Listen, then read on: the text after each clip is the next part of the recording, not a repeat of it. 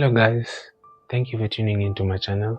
My name is Anthony and I take this opportunity to welcome all of you today. I do hope that your day has been well or is well, and I thank you for sparing some time to learn a thing or two today from my channel. It's my pleasure to record this video for you, and it's my hope that I will be of benefit to you. So, as you know from the channel, we usually discuss about politics and leadership and good governance. And continuing with our series where we were describing the traits of good leaders, today I'd like us to focus on one aspect of a good leader. And today I want to talk about the visionary leader. Okay? So the visionary leader, I believe this is a very important aspect of leadership, and it is one of the core foundational elements that make up a good leader. I believe a good leader needs to be visionary. You need to have the vision clearly inscribed in your heart for what you want to do, for the people that you're leading, and where you want to take them. In a very first episode, I mentioned about leaders who have the burden. Every leader that steps up to lead needs to have a burden. So it is the burden that God has given you concerning a particular congregation, a particular setup, a particular people, that informs the type of leadership that you have as a person. So there are different types of leaders. There are different dimensions of leadership. There are different cadres of leaders. And this is dependent upon the burden that you have been given for people. So there are leaders that come to shape political systems. There are leaders that are there to shape the moral systems of society. There are leaders that shape the ethics. There are leaders of faith or spiritual leaders. So we have leaders in different dimensions and categories. And basically a leader is a person who comes to show you how to do something in a different way than what you knew. Okay? So a leader comes to show you what to do through service. So the leader should demonstrate practically how this thing should be done and model. Okay? They should model a structure in which you can apply yourself to, so that you are able to be effective in what that leader is showing to you. And this calls for that leader to operate with a vision, because every burden that God gives you concerning a particular people identifies a certain problem in society. And because you see this problem in society, you understand where people hurt and the things that they go through on a daily basis. So this informs you as a leader to look for solutions so that you can prevent the suffering of a particular people. So you are given an opportunity to help them alleviate the pain and suffering that they are going through. And therefore, as a leader, you need to have a vision. A vision is like a map. A vision is a mental map that helps you chart a way forward in how you can help these people advance from the place where they're stuck into the place that advantages them to come out of that quagmire. So if you're a leader who has this blueprint, this mental blueprint that we call a vision, then you already know where you're headed before you begin the journey. you are able to chart a path out of that position of being stuck. You as a leader then employ the necessary skill that God has given you, the necessary enablement that you have, and the ideas that you have formulated that will aid you to chart a path forward for those people that you're coming forth to lead. So the vision keeps you in check. The vision aligns you to the purpose. The vision makes you maintain a trajectory. The vision helps you to come up with a timeline. The vision enables you to measure the progress.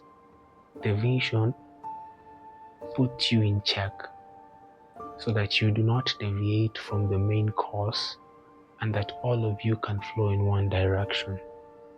So without the vision, you're not able to plan, you're not able to be objective, you're not able to analyze and see the progress that you're making as a collective.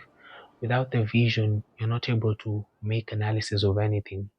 So you cannot start or you cannot come to lead a people without a vision that will balance and guide you as a collective.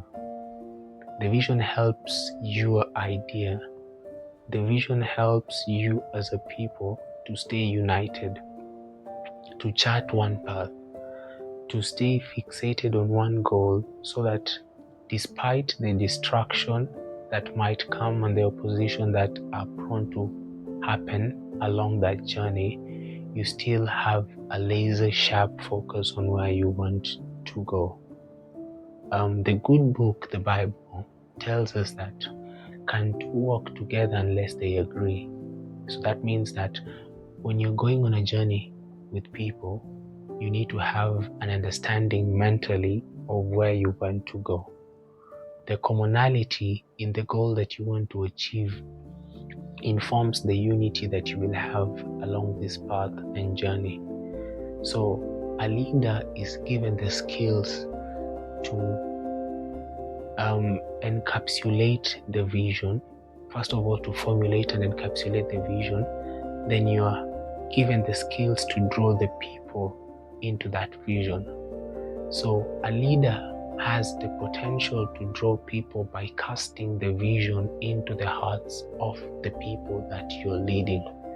So anytime a leader comes forth to lead a people, you need to cast that vision into the hearts of the people so that they can share in the same drive and ambition and in the same goal that you want to achieve. This brings about unity of purpose. Unity of purpose ensures that despite what challenges comes, you guys will still remain focused on what you want to achieve. I believe that all leaders of substance, they need to have a vision.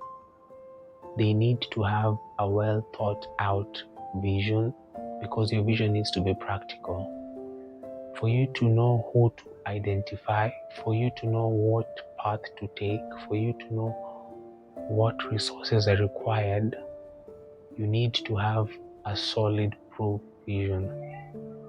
Your vision gives you the necessary guidelines that inform the tools that you require to advance forth. And the more complex your calling is, or the more consequential it is, the more precise your vision needs to be. A person who is going to lead a larger group of people, a more sensitive group of people, let's say a territory, a country, a sensitive department, your vision needs to be crystal clear, because the consequences of not getting it right are quite dire and quite consequential. So you need to have a vision that is broadened. Then you need to find minds that think alike and give clarity to that vision. So you narrow that vision down by clarifying it. You clarify the vision by defining the milestones and the goals that you're seeking to achieve. So the moment that you identify the goal that you want to achieve, you set the milestones, and then you define the methodology that you're going to use to achieve that goal. So this is a process of formulation, strategy formulation. So you need to have the right people on board to help you come up with the right strategy. And as a leader, you don't need to have all this complex understanding of strategy formulation and all that. You just need to know, where do you want to go? If you know where you want to go, then you find people who are actually experts in coming up with strategy that will enable you achieve your goal. So the harder thing is actually coming up with the objective, then having the capacity to bring together like-minded people so that they can help you fulfill the vision. So any good leader needs to know how to conceptualize their vision. Number two, they need to know how to cast that vision into the hearts of people. So to communicate your dreams and ambitions and that vision to the hearts of people so that those who share in the same sentiments can buy into your vision and come in to help you fulfill it. Then number three, you also need to have the skills to sustain that team. Because when you're dealing with people are dynamic, people are different, people are unique. You will not necessarily get the people that you will get along with in terms of character, but you need them because they have the mind to deliver in a specific capacity.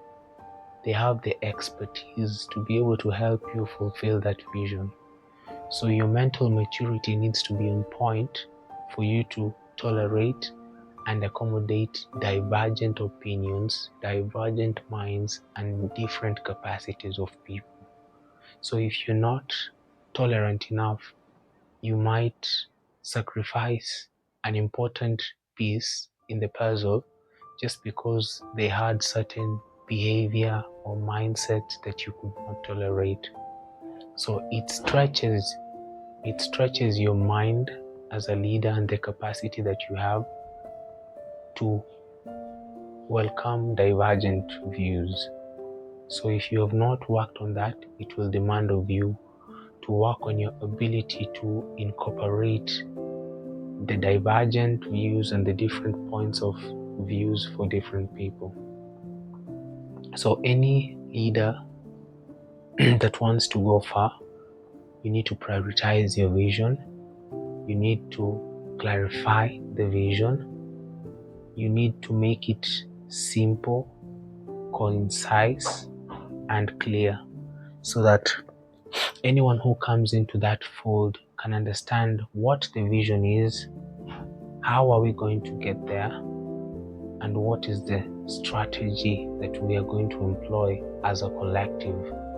So that helps you harmonize your strategy, harmonize your efforts, and it makes you conserve energy that you would have wasted by doing unnecessary things.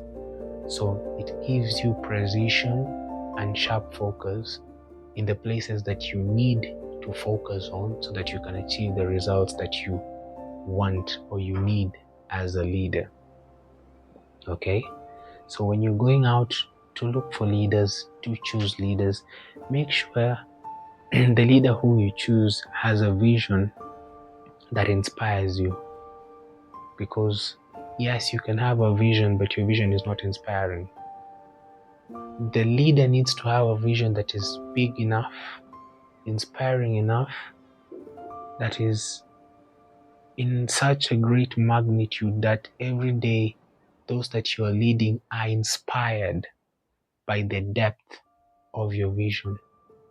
So you need to have a vision that draws out that inspiration from people so that they look forward to participating in that group effort day in, day out until the day that they will achieve that vision. So you need to have a mind that is expansive enough to see something that is motivating enough, to have the right minds and the right motivation to be around you and to want to help you achieve this purpose.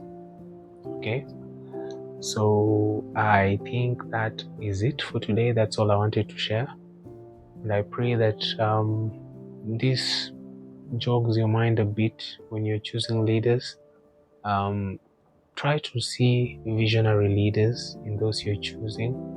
Don't just choose leaders because they want to recycle the same old ideas. No.